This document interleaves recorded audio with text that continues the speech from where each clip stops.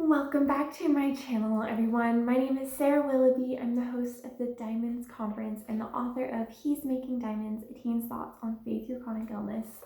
And today, let's talk about writing, because writing is hard and chronic illness is hard. And when you put them together, they can seem impossible, but I am living proof that they're not.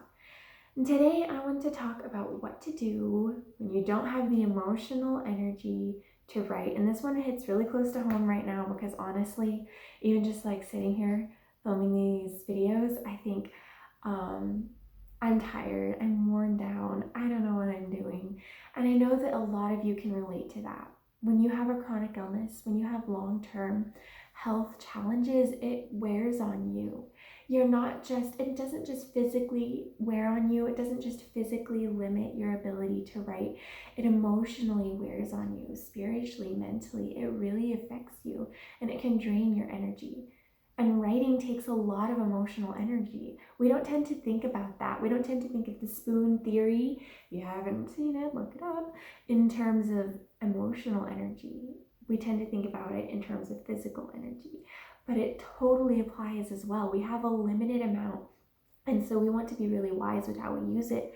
But a lot of the time when you're going through something as hard and traumatic and scary and overwhelming as long-term health challenges, as a chronic illness, you don't get a choice on where you spend those emotional spoons. Those emotional spoons have to go to things like processing everything that you're going through, engaging with family and friends who might not understand or who might also be struggling with your illness and the things that you are going through and the things that you're experiencing. It might have to go with dealing with disappointment. It might have to go to choosing to continue to hope. Hope is not an emotion, but it's really, emotions are connected to that. And so there's a lot of different things that take our emotional energy when we have a chronic illness or a long-term health issue of some kind. And so that doesn't leave a lot for writing. And writing also requires emotional energy. Especially, there's a lot of different types of writing. If you're writing fiction, you're writing emotion, you're creating emotion, you're emotionally investing in those characters. And if you're like me and you're a nonfiction writer, it's still, I can be writing about the most boring thing or unrelated to my life, and it still takes emotional energy because you're communicating with people, you're connecting with people, you're engaging with people, you're telling stories. And if you're like me, you're not writing about boring things, you're writing no, there's nothing wrong with writing about things that are not about your personal life at all. That's so important, and that's totally not boring. Totally didn't mean to say that, but like, you know what I mean? Like the things that are not as personal, you might not be writing about those things. You might be writing about your life, about your story, about trying to encourage people who have struggles of their own. And so when those are part of the picture, it takes a lot of emotional energy. So here's what I want you to first do as you're trying to know what to do when you don't have the emotional energy to write. So when you don't have the emotional energy to write, first, stop for a moment. Stop pushing yourself. Stop beating yourself up. Stop and consider why.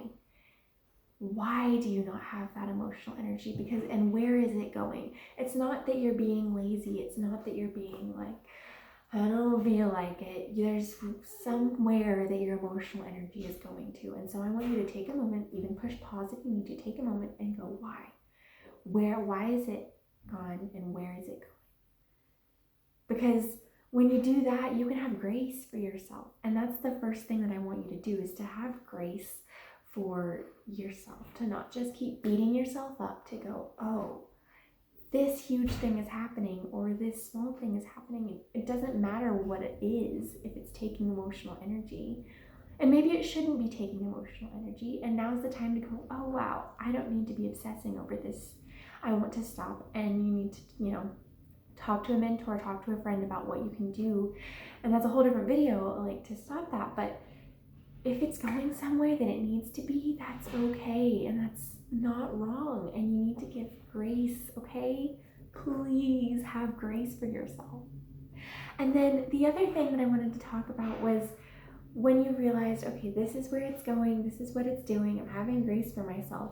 Well, the way that you can now do some things, if it's a priority right now, and if you have the capacity, do things to increase your emotional energy rather than just trying to continue to draw from the same empty well. Do things to increase your emotional energy. Now, I don't know what that looks like for you. For me, for this, I'm an extrovert. Increasing emotional energy means spending time with people who don't drain it and laughing with them, and that makes me have more motivation, more energy, more ability to engage. But maybe you're an introvert, maybe that's not what increases your emotional energy. Some other things that, no matter whether you're an extrovert or an introvert, something that increases my emotional energy is also times of solitude, times to sit and be quiet and stare at the creek or the sky or whatever and just feel and be and process all of those other things, so that then when it comes time to dig into emotions for writing, it's not all this stuff that's built up blocking my ability to engage in that way.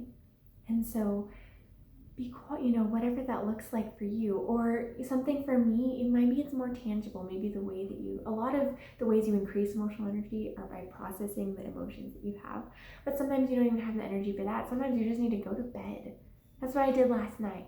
I was sitting there and I was like, I don't have enough emotional energy, spiritual energy. Okay, I'm going to sit and I'm going to pray. And I sat and I was like, God, I don't know what to say. I don't have words. I don't know. And he was reminding me it's okay to rest. So I went to bed, and I'm going to pray at a different time because I needed that step first to get there. It's like Maslow's hierarchy of needs, just on a different level. And so, yeah, just lots of different things like that. Maybe it's a tangible thing. You know what really refreshes me mentally and emotionally is painting. I don't know, I just love painting. Painting is something that being creative renews me and refreshes me.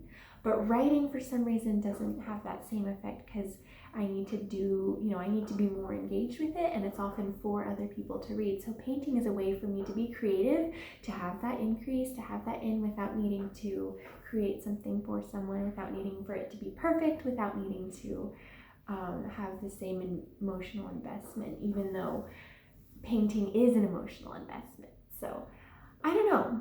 Maybe you need to take a step back from all the emotional stuff. Maybe you need to take a nap or watch a comedy movie. Or maybe you need to press in and engage. But think about what are the things that are going to increase your emotional energy instead of trying to continue to draw from that same empty area or drained area. So hopefully this helps. I would love to hear down below what you do to increase your emotional energy.